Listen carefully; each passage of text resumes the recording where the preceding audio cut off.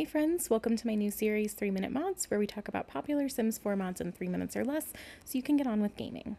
Today we're talking about the MC Command Center, also known as MCCC.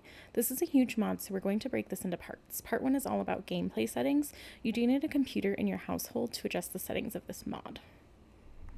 So first open your MCCC and we're going to look at the first tab. The first one here is the autosave feature. You can choose how often to autosave and whether or not to use the feature. Next is several gameplay settings. The two that a lot of people love are these up top, where child sims are adopted into NPC families versus deleted when they're taken by child services or if the adults on the lot die. You can also choose how difficult it is for sims to gain progress with character values like responsibility and empathy, same with fame. You can now change your household size to include more sims, as well as choose how fast or slow motives like energy decay. I don't really recommend adjusting game speed because I've heard it can make the graphics pretty weird. You can also change how quickly or slowly sims gain skills, and even pause or freeze skills depending on how you want to play. Another one that people use a lot is the random aging feature, which lets sims in the world age up at different times versus all at once. So you have sims of all ages in your game versus things like where the kids are all aging up into teenagers at the same time. Next, we have money settings. First, your child can pay bills if you're at work.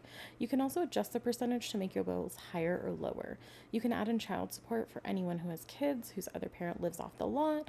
There is also an inheritance feature that lets your sim inherit money from family members who live off the lot after they die, and a setting to make sure that the spouse of that person gets it first.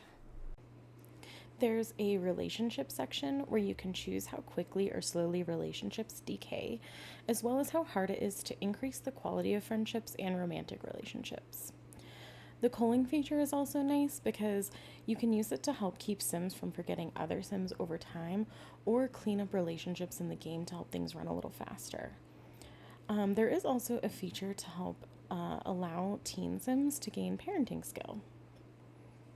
Lastly, you can change the age span of sims and pets for any lifespan setting, short, normal, or long.